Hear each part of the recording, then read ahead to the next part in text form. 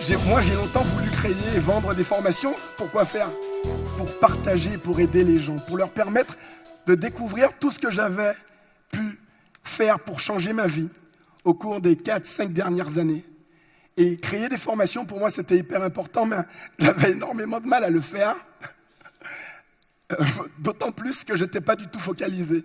Je voulais faire des formations dans tous les domaines. Dans mon cas, c'était dans 4 domaines différents. Après, j'ai appris que ça avait un nom, ça. C'est soit être hyperactif, soit être multipotentiel. Est-ce qu'il y a des gens qui considèrent être multipotentiel dans la salle? Waouh, excellent. Eh bien voilà, eh bien, quand vous êtes comme moi et que vous voulez vous éclater dans 4 domaines, les cosmétiques, la colocation, la création de contenu, les relations de couple, il n'y a pas 4000 solutions. Vous devez être beaucoup plus productif que la moyenne des gens.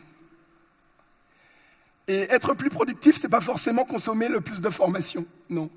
C'est réussir à vous doter de systèmes qui vous permettent de gagner du temps par rapport aux autres.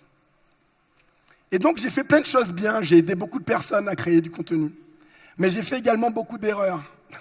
Et justement, à ce sujet, j'ai 4 erreurs fondamentales à partager avec vous. Est-ce que vous savez ce que c'est qu'une place de parking?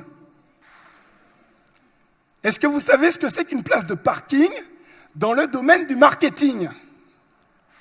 En général, les gens ne savent pas.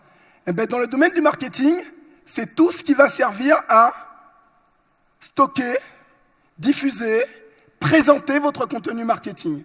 Et je suis sûr que vous faites cette erreur. Vous avez pris des abonnements à des autorépondeurs, des abonnements à LearnyBlocks, à ClickFunnels, à plein de systèmes pour diffuser vos formations, pour diffuser vos produits, mais en fait, vous n'avez encore rien créé comme contenu à vendre. Est-ce que vous êtes dans ce cas-là? Est-ce que vous pouvez lever la main si certains d'entre vous se reconnaissent là-dedans? Levez la main bien haut, parce que ce n'est pas une erreur.